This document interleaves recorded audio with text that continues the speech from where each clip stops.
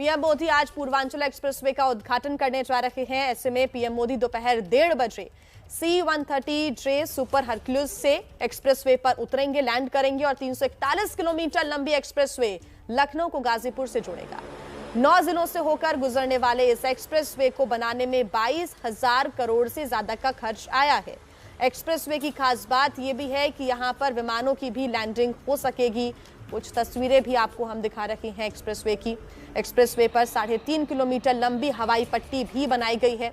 Expressway के उद्घाटन के बाद पीएम मोदी का संबोधन भी होगा, जिसमें वो एक्सप्रेसवे की खासियत का और विकास का जिक्र जरूर करेंगे। ऐसे में इसके बाद एयर शो का भी आयोजन किया गया है, जिसमें पराक्रम और जोश आपको देखने को मिलेगा। हरक्यूलिस विमान से पीएम आएंगे। सीएम योगी भी इस दौरान मौजूद रहेंगे और सीएम योगी पीएम मोदी का स्वागत करेंगे। और आइए इस पर हम ज्यादा अपडेट्स ले लेते हैं। हमारे सहयोगी हमारे साथ जुड़ गए हैं, रणवीर हमारे साथ जुड़ गए हैं और साथ ही पंकज झा भी हमारे साथ जुड़े हुए हैं सुल्तानपुर से। पंकज, सबसे पहले रुख आपका करेंगे। फिलहाल क्या तस्वीरें हैं और क्या तैयारियां हैं, क्योंकि वाकई ये दिन ऐतिहासिक होने वाला है। जी हाँ, बिल्कुल। और जिस ऐतिहासिक दिन को लेकर के यहाँ राजनीति भी बिल्कुल चरम है। मैं 360 डिग्री एंगल का व्यू दिखाऊंगा।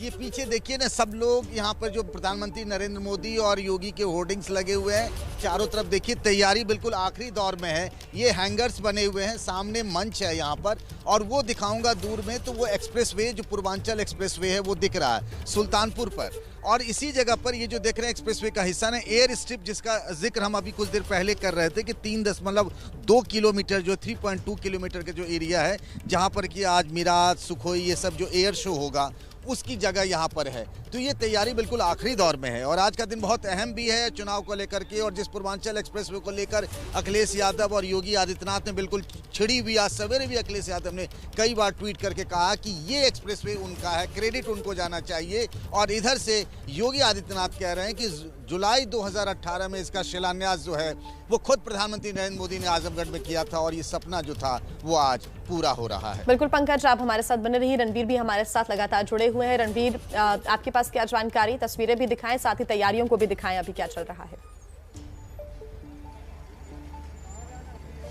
देखिए तैयारियां पूरी हैं, इंतजार है प्रधानमंत्री और मुख्यमंत्री का। और अगर तैयारियों में तस्वीरें दिखाऊं आपको तो आप देखिए कि ये जो इलाका है यहाँ पर ही एक्सप्रेसवे है। तमाम सिक्योरिटी अरेंजमेंट्स के साथ ही एक बहुत भव्य पंडाल बनाया गया है, जिस पंडाल में सभा होगी, उद्घाटन होगा और उद्घाटन के बाद प्रधानमंत्री और मुख्यमंत्री का यहाँ पे संबोधन होना। और ठीक इसके बगल में जो जगह आपको दिख रही है यही वो एक्सप्रेसवे है, जिस एक्सप्रेसवे पर आज एयर शो होगा। हरक्यूलिस जैसी बड़ी जहाज़ भी उतरेगी, तो सुखोई और जगुआर भी इस पर उतारे जाएंगे। और साथ ही जो ऊपर हवाई एयर शो भी होगा जिसमें प्रदर्शन किया जाएगा। तो पूरी तैयारी है, एक बड़ी सभा भी होगी और साथ में इन तैयारियों के बीच में जो एयरफोर्स है उसकी जिम्मेदारी बहुत ज़्यादा बढ़ जाती है। ऐसे में बड़े एयरपोर्ट के अधिकारी जो हैं यहाँ पे मौजूद हैं। और ये जो 6 लेन का एक्सपेंडेबल एक्सप्रेसवे बना है 22,500 करोड़ की लागत से, ये पूर्वांचल को न सिर्फ विकास की एक राजनीति देगा बल्कि एक चुनावी लाइन भी तय कर देगा कि इस सड़क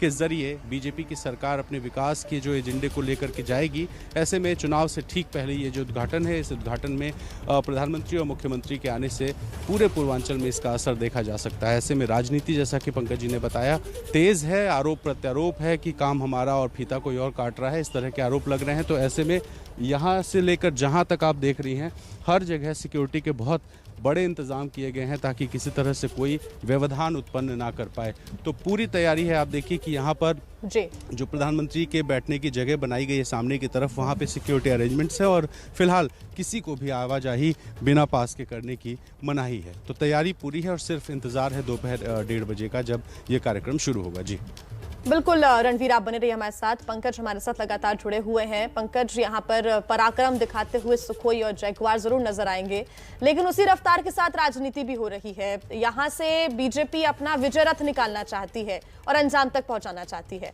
आज समाजवादी पार्टी के कार्यकर्ता पुष्प वर्षा भी करेंगे। होड़ लगी हुई है ये बताने के लिए कि विकास हमने किया है।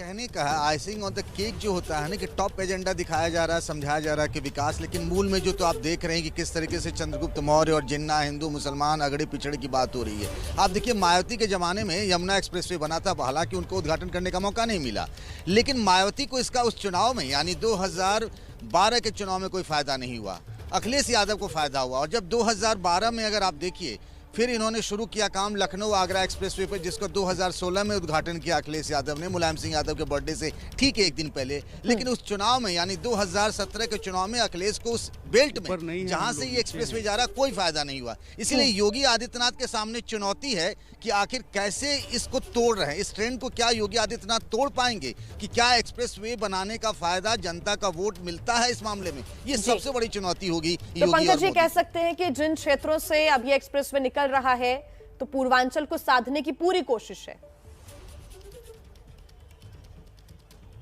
बिल्कुल बिल्कुल, और पूर्वांचल में इस बार सबसे बड़ा मुकाबला है, क्योंकि एनडीए का एक बड़ा पार्टनर जो था यूपी के लिहाज से ओम प्रकाश राजभर छोड़ चुके हैं। इसी इलाके से आप देखिए किस तरीके से आजमगढ़ गए अमित शाह, वहां उन्होंने कार्यक्रम किया, आज अखिलेश यादव जाना चाह रहे थे।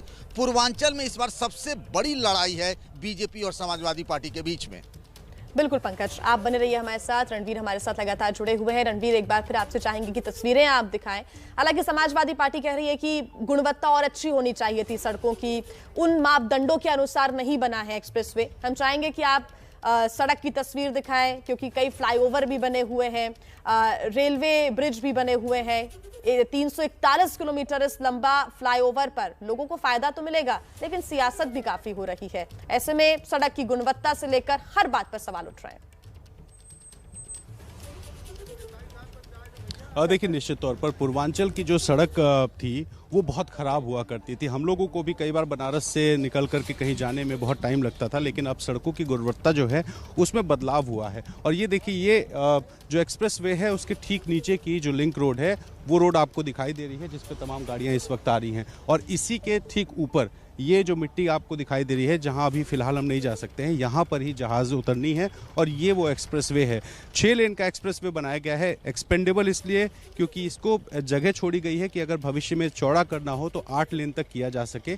और यहाँ पर बिल्कुल सामने आप देखिए कि जो जगह दिख रही है, वहाँ से एयर स्ट्रिप शुरू होता है, यानी कि जहाँ पीएम बैठेंगे वहाँ से एयर स्ट्रिप शुरू होता है। 3.2 किलोमीटर जो स्टैंडर्ड साइज़ होता है वो साइज़ भी है यहाँ पे। और जो लिंक रोड बनाया गया है वो इसलिए यहाँ पे बहुत चौड़ा दिया गया है ताकि जो एक्सप्रेसवे कभी इमरजेंसी लैंडिंग हो तो जो भी गाड़ियाँ एक्सप्रेसवे से गुजर रही हैं उनको इन सड़कों से आगे गुजारा जा सके। तो इस तरह की तैयारी है। और आपको अगर इस एक्सप्रेसवे की खासियत बताऊँ तो आप ये समझिए कि इसमें जितने भी अलग अलग 9 ज़िले हैं, इन सब ज़िलों को कट दिया गया है ताकि वहाँ के लोग वहाँ से कनेक्टिविटी पा सके।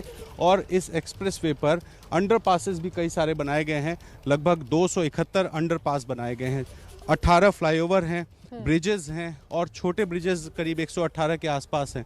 तो ये सारी जो फीचर्स हैं ये यूनिक बनाती हैं। विवाद इस बात को लेकर ज़रूर हो सकता है कि अखिलेश यादव का एक्सप्रेसवे बढ़िया या योगी आदित्यनाथ का बढ़िया, और ये डिबेट आगे भी चुनाव तक चलती रहेगी। तो कह सकते हैं कि एक्सप्रेसवे की सड़कें जिस हिसाब से चमक रही हैं, उसी हिसाब से सियासत भी चमकाने की कोशिश हो रही है। इस पर लगातार अपडेट्स आप तक पहुंचाते रहेंगे।